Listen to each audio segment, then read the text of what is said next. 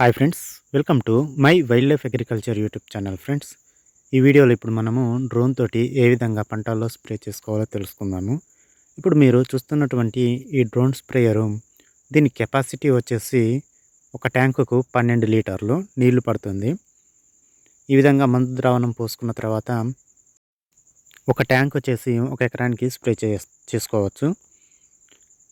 దీన్ని స్ప్రే చేసేటప్పుడు మనము ఒక విషయం ఖచ్చితంగా గుర్తుంచుకోవాలి ఫ్రెండ్స్. ఏంటంటే ఇది ఒక ట్యాంకే కాబట్టి మనం ఖచ్చితంగా దీంట్లో ఒక స్ప్రెడర్ని, అదే అప్సా 80ని మనము ఖచ్చితంగా వాడుకోవాలి.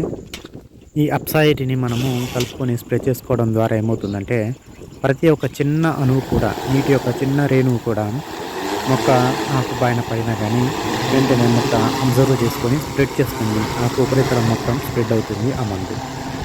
తద్వారా మనము తక్కువ ద్రావణం స్ప్రే చేసినప్పటికీ కరెక్ట్గా మొక్క మొత్తం స్ప్రెడ్ అవ్వడం జరుగుతుంది.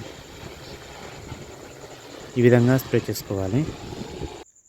డ్రోన్ తోటి మనము అన్ని రకాల పంటల్లో స్ప్రే చేసుకోవచ్చు. మరీ ముఖ్యంగా రైతులకు వరి పంట ఈ విధంగా తిరగలేకుండా స్ప్రే చేయడానికి వీలు లేకుండా ఉన్నటువంటి మొక్కజొన్న పంటల్లో వాడుకోవడానికి ఎంతో అనువుగా ఉంటుంది.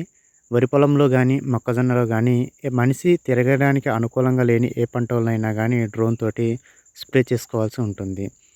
మారుతున్న కాలానికి అనుగుణంగా వ్యవసాయంలో కొత్త పరికరాలు, అంటే వ్యవసాయానికి సంబంధించినటువంటి నూతన ఉత్పత్తులను ఖచ్చితంగా వాడుకుంటూ మనల్ని మనము ముందు డెవలప్ చేసుకోవాల్సి ఉంటుంది.